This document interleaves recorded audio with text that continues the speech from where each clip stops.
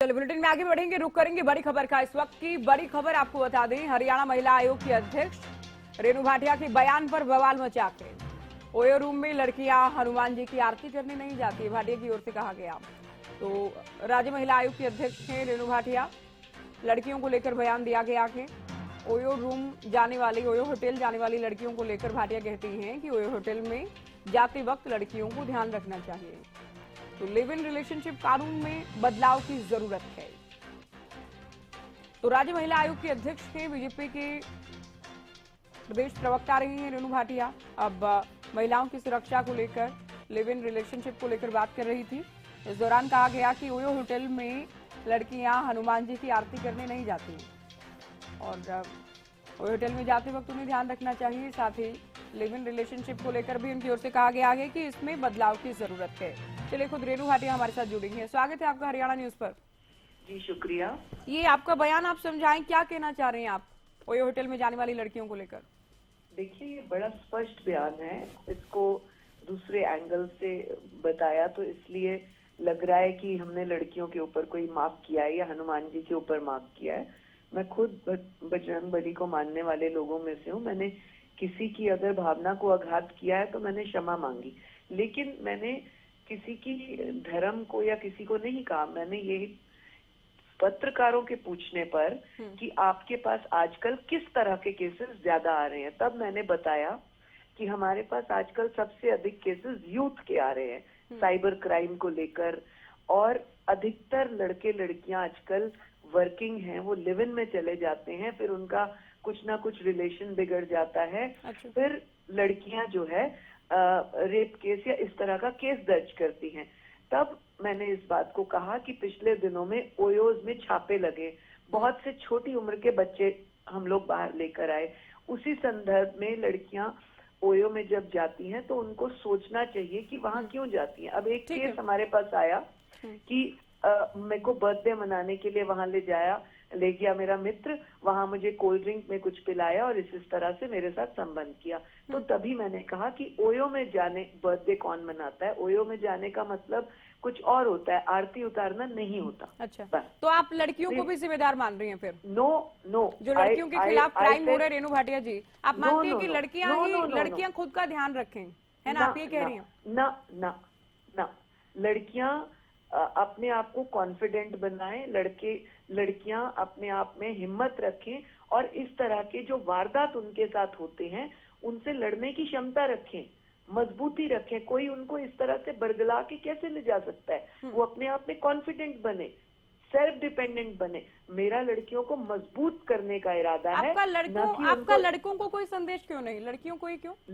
अगर आपको लगता है कि किसी मित्र के साथ, दोस्त के साथ भरोसा करके चली गई तो क्या उनको लाइसेंस हो गया, गलती करेंगे वो?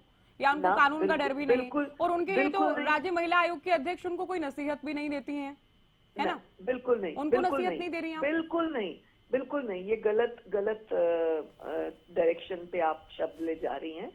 बहुत स्पष्ट रूप से मेरा कहना है कि जब हम मित्रता करते हैं तो उसकी एक मर्यादा, उसका एक विश्वास बनाए रखना चाहिए हमें।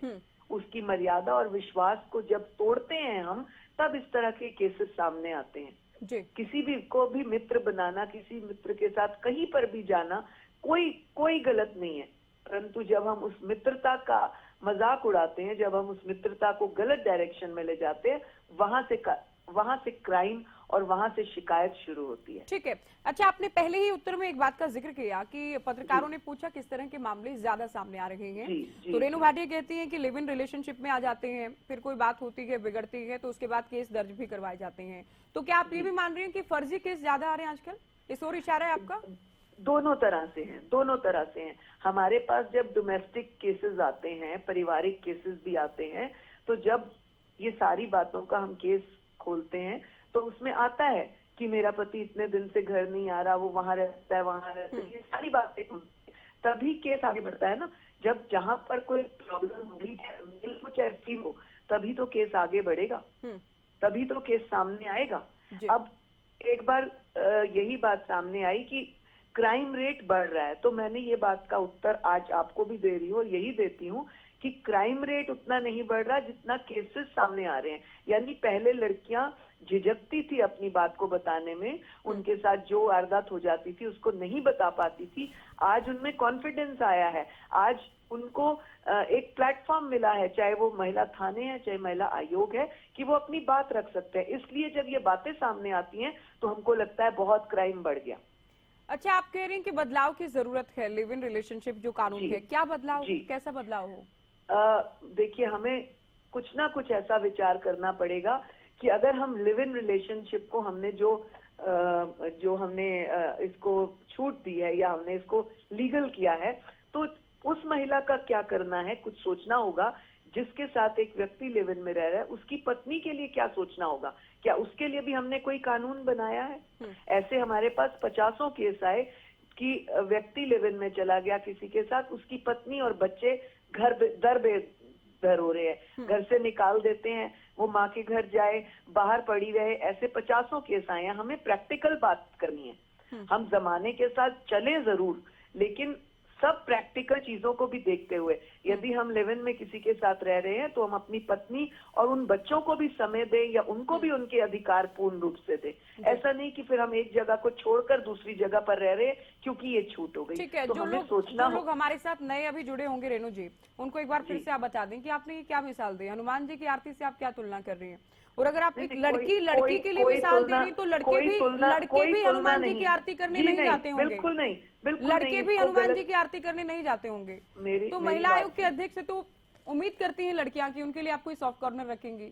बिल्कुल सॉफ्ट कॉर्नर है, सॉफ्ट कॉर्नर है, इसीलिए क्राइम ना बढ़े, फ्यूचर में कोई इस तरह का क्राइम ना हो, इसीलिए बातों को उदाहरण सहित दिया गया। इसीलिए कॉलेजेस और स्कूल्स में जाने का मकसद और मतलब ही यही है कि जो हमारे पास प्रैक्टिकल केसेस आए हैं उनको प्रैक्टिकली केसेस को हम बताएं। जैसे वकील प्रैक्टिकल केस को बताते हैं, जज केस को उदाहरण के साथ बोलता है, तभी समझ आ जाती है कि इस तरह का क्राइम हो रहा है। इसीलिए हम कॉलेजेस और स्कूल्स में जा रहे हैं। भाई, पिछले दिनों हमारे पास इस तरह के केसेस ज्यादा आए, कृपया करके इन चीजों से बचें। साइबर क्राइम के केसेस ज्यादा आए, कृपया करके इस साइबर क्राइम से बचें। इरादतन लड़कियां कुछ गलत करने जाती हैं और लड़कों को जो आप क्लीन चिट दे रही हैं उनको तो आप कुछ कहती नहीं कि वो कोई क्लीन चिट नहीं, वो हनुमान जी की आरती करने जाते हैं, कोई क्लीन चिट नहीं।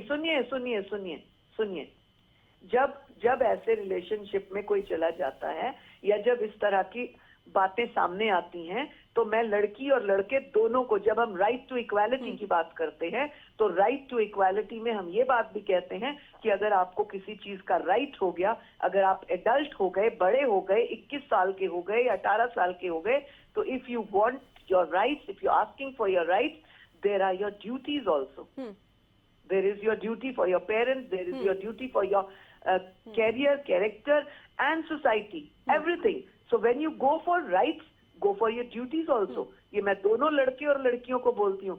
When we are जागरूक for our duties also, मुझे नहीं लगता कि कहीं पर भी अनबन होगी, मुझे नहीं लगता कि कहीं पर भी नाराजगियां होंगी। ये चाहे आप यूथ में देखें, चाहे आप मैरिड रिलेशनशिप्स में देखें और कहीं पर भी वर्किंग सिस्टम में देखें।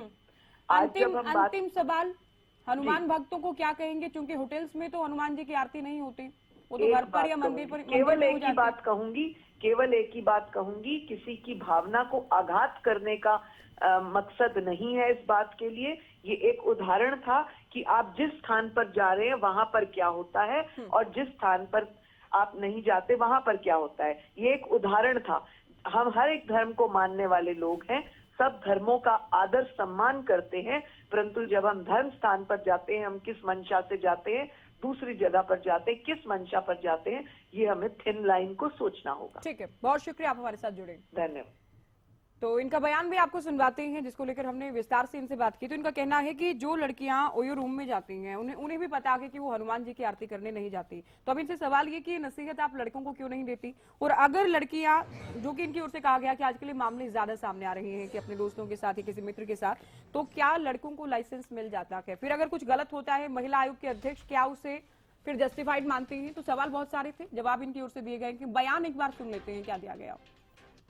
करने लगी, हमारी दोस्ती हो गई और एक दिन वो ऐसे मुझे एक होटल में ले गया, उसने मुझे कोल्ड ड्रिंक में क्या पिलाया, तो उसने मेरे साथ बुरा कर्म किया और मेरी वीडियो बनाई और अब वो मेरे को ब्लैकमेल कर रहा है। ये बड़ा कॉमन बात हो गई। और गर्ल्स को भी यही पता है कि हम जब ऐसे स्थान पर जाएंगे तो हम वहां पर हनुमान की आरती करने नहीं जा रहे हैं। हम जब ऐसे स्थान पर जा रहे हैं तो हमारे साथ कुछ ना कुछ मित्रता में बुरा भी हो सकता है, ये हमें सोचना चाहिए। जब हम बाकी चीजों में इतने मैच्योर हो गए, जो लड़की इतना मैच्योर हो गई कि उसे ये पता है मुझे अपने माता पिता से कॉलेज जाने के लिए क्या क्या चाहिए और कॉलेज में क्या होता है, 12वीं की लड़की या लड़का कॉलेज में आते ही ऐसे उनके पर लग जाते हैं जैसे उड़न खटोला उनको मिल गया। लड़कियों को लगता है वो स्कूल ड्रेस से छुट्टी, अब तो मौज है, कुछ भी पहनो, कितने मॉडर्न कपड़े पहनो। लड़कों को लगता है अब वो बस्ते वाला काम खत्म, अब तो बाइक होगी, मैं होऊंगा और मेरी गर्लफ्रेंड।